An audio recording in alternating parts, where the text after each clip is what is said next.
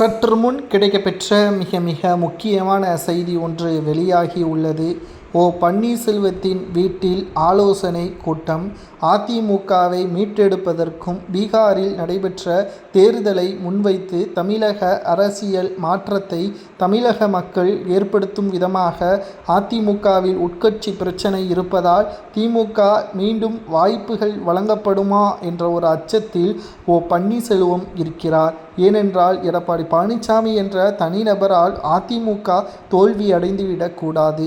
இதற்காக பன்னீர்செல்வம் அவர்களது வீட்டில் அதிமுகவில் இருந்து நீக்கப்பட்ட நிர்வாகிகளும் பன்னீர்செல்வத்தின் ஆதரவாளர்களும் ஆலோசனை ஒன்றை நடத்தியுள்ளனர். இதில் பன்னீர்செல்வம் அவர்களை மீண்டும் அதிமுகவில் இணைக்க வேண்டும். அவர் மட்டும்தானா என்று கேட்டால், கட்சியிலிருந்து நீக்கப்பட்டவர்கள் அதிமுக ஒருங்கிணைந்து செயல்பட வேண்டும் என்று நினைக்கக்கூடியவர்கள் அனைவரையும் அதிமுகவில் மீண்டும் இணைக்கப்பட வேண்டும்.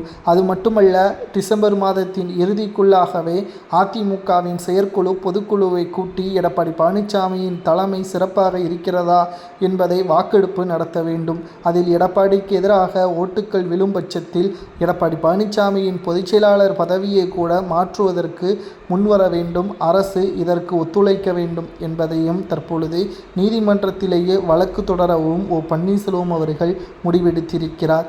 ஏனென்றால் அதிமுகவின் தோல்வி என்பது மக்களால் கொடுத்தால் அதை நிச்சயம் நாம் ஏற்றுக்கொள்வோம். ஆனால் உட்கட்சியின் பிரச்சனையால் சரியான முறையே மக்களுக்கு தெளிவுகளை மேற்கொள்ளாமல், திமுகவின் ஊழல் ஆட்சியை வெளிப்படுத்தாமல் அதிமுகவிற்குள்ளேயே போராட்டம் நடந்தால் மக்கள் எப்படி அதிமுகவை ஏற்றுக்கொள்வார்கள்? இங்குதான் OPS அவர்கள் கூறுவது சரியாகவே இருக்கிறது. ஒரு கட்சி ஒருங்கிணைந்தால் மட்டும்தான் வெற்றி. இந்தியா கூட்டணி எப்படி பீகாரில் மிகப்பெரிய ஒரு தோல்வியை தழுவி காங்கிரஸ் 6 இடங்களில் மட்டும்தான் வெற்றியடைந்துள்ளது. தமிழகத்திலும் அதே நிலைமை வந்துவிடக்கூடாது என்பதற்காக மட்டுமே அதிமுக முதலில் ஒருங்கிணைய வேண்டும். மக்களிடம் திமுகவின் ஊழல் பட்டியலை வெட்டு வெளிச்சத்திற்கு கொண்டு வர வேண்டும் என்று பன்னீர்செல்வத்தின் வீட்டில் ஆலோசனை கூட்டம் நடத்தப்பட்டது சரியா தவறா என்பதை அதிமுகவின் உண்மையான தொண்டர்கள் கமெண்ட் வாயிலாக கூறுங்கள். ஏனென்றால் அவர்கள் கூறுவதே இறுதியான முடிவு என்பதை நாம் தெளிவாக பதிவு செய்ய வேண்டும். உண்மையான தொண்டர்கள் கமெண்ட் வாயிலாக கூறுங்கள்.